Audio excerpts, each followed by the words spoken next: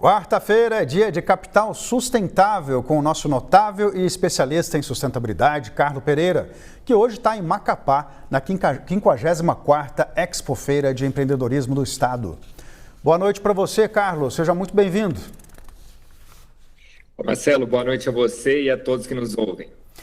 O Amapá é considerado aí a área mais preservada do mundo, né? Tem mais de 95% do território intacto, mas também abriga uma das maiores reservas de petróleo ainda não exploradas. É um contraste, né, Carlos, que levanta questões fundamentais aí. Como equilibrar preservação, desenvolvimento e capital sustentável?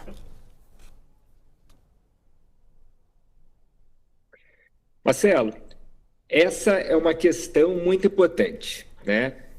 A Marina Silva, por exemplo, a ministra, ela fala que quando a gente fala em licenciamento, não é falar não, é falar como, né? E acho que esse é o cerne da questão aqui. O governo do estado tem feito ao longo de todos esses anos um trabalho maravilhoso com relação a estabelecer um código ambiental muito sólido, muito claro, com participação de povos indígenas, com participação de comunidades tradicionais e pensando, claro, em preservar toda essa natureza, como você comentou. É o estado subnacional com maior preservação do mundo. A gente está falando de mais de 95% do estado, então, preservado, né? A gente fala aqui, então, em zoneamento ecológico-econômico, um dos poucos estados a ter isso. Então, eles se estruturaram muito fortemente ao longo dos anos, né? Então, o petróleo, na verdade, e é isso que tem sido dito aqui, e eu concordo com isso, como analista aqui em sustentabilidade, que o petróleo, na verdade, ele vem a ajudar toda essa preservação, né? Parece uma dicotomia, mas não é, né? Vamos lembrar, o governador Clécio fala muito bem, que a gente olha a floresta de cima, olha pelas copas das árvores, né? Mas embaixo a gente tem uma população que é uma população bastante empobrecida, né? Bastante pobre, na verdade, apesar de ter melhorado muito significativamente ao longo dos anos. Então, o petróleo ele pode ser visto de uma outra maneira, ele pode ser visto como um viabilizador para a própria preservação da natureza, um viabilizador para trazer cada vez mais saúde, educação e oportunidade para o povo aqui do Amapá. Ô Carlos, por que muita gente está dizendo que Macapá se transformou numa espécie de subsede da COP30? Olha, eu acho que porque Macapá acaba representando, né, muito do que a gente está querendo para a COP30, né? A COP30, sem dúvida nenhuma, ela fala muito no mutirão, ou seja, de todo mundo tomar para si essa questão da crise climática e agir, e aqui a gente está vendo muita ação por parte do governo do estado, mas do empresariado também, né? Tem essa questão, claro, do petróleo, que a gente sabe que a COP, então, ela pede ali o fim dos combustíveis fósseis, né? Então, a gente fazer o phase out, a gente sair dos combustíveis fósseis, mas é uma coisa que a gente tem que ter também responsabilidade, né, Marcelo? A gente fala também muito nas COPs com relação à justiça climática e transição justa, né? O que vem a ser isso? Na crise climática, a gente sabe que quem mais sofre são as populações mais vulneráveis, né? Então, por isso que a gente tem que pensar no desenvolvimento dessa população, né? A Amazônia, por exemplo, quando a gente fala em COP da Floresta, é casa de 39 milhões de pessoas, né? E pessoas essas que são populações dos menores IDHs do Brasil, tá? Então, por isso, quando a gente fala em phase out de combustível fóssil, por exemplo, a gente tem que ter, de novo, responsabilidade. O Brasil, ele tem reserva ali assegurada de 10 a 13 anos. Isso é muito pouco, mas não dá para a gente falar que a gente vai conseguir se desvencilhar do petróleo em tão pouco tempo assim. Não vai, né? Outro tema só, muito brevemente aqui, ainda nesse sentido, né? A gente fala muito dos países nórdicos quando pensa em sustentabilidade, né? Mas eu gostaria de lembrar que o maior fundo soberano do mundo é da Noruega, fundo esse vindo do petróleo, né? E apesar de ser um país muito rico, e apesar de ter o maior fundo soberano do mundo, é o país que mais perfurou poços ainda em 2020. 2025. Também é o país que mais contribui para o Fundo Amazônia, né?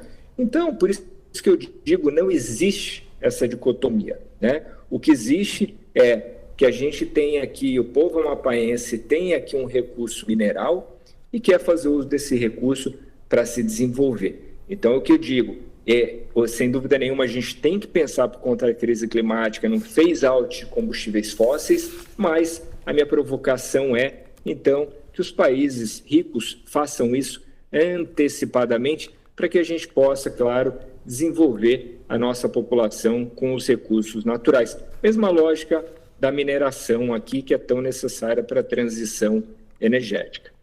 Quando a gente fala em 95% do estado preservado, a gente fica pensando assim, né, Carlos? Que tipo de lição que o Amapá pode dar para outras regiões do mundo para que elas também consigam obter esse resultado? Só que a gente olhando historicamente para o estado, uma das razões para isso é que o estado permaneceu por muito tempo isolado, né? Não é fácil ainda hoje chegar ao Amapá, não é isso? Esse é um ponto. Apesar que aí também tem uma outra coisa bastante interessante que parece um contrassenso, né? O Amapá, como eles dizem aqui, está no meio do mundo, né? Então, eles inauguraram há pouco tempo um porto aqui, e foi inaugurada aqui uma rota para a China diretamente. O Amapá, ele também está muito ao lado aqui, como a gente sabe, está um acesso muito fácil a Estados Unidos, a Europa. Então, espera-se que o Amapá ele seja também usado muito para a questão logística. Eu concordo com você, o próprio governador Clécio, ele é muito transparente ao dizer que teve uma questão muito de isolamento, né, para essa preservação, tá? Mas o que a gente vê aqui, para além da preservação, né, em si, a gente vê que o Amapá é o primeiro estado brasileiro a ter todas as áreas indígenas demarcadas, tá?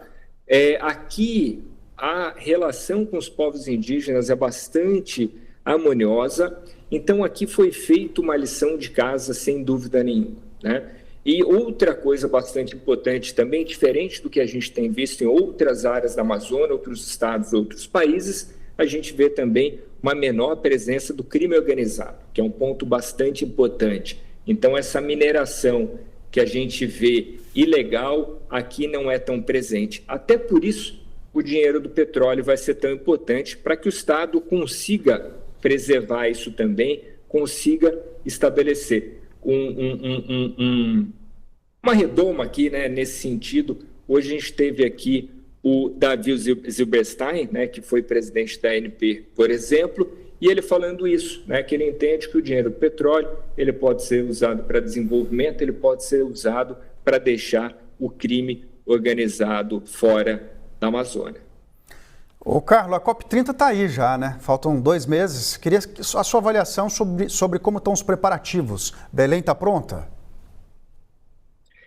Olha, Belém está ficando pronta, né? Uma questão que tem ainda muito forte, sem dúvida nenhuma, é com relação à hospedagem. O que o governo federal fala, o governo estadual também, é que a hospedagem, a acomodação, o número de leitos necessário está ali, né? A gente vê, sem dúvida nenhuma, alguns países ainda reclamando muito fortemente, mas, ao mesmo tempo, a partir do momento que a plataforma que o governo federal estabeleceu passou a ser usada, a gente vê um número cada vez mais crescente dessas hospedagens para os países em desenvolvimento, ou que chamam de países menos desenvolvidos, Least Development Countries, né? Eles estão cada vez mais resolvendo o problema da hospedagem.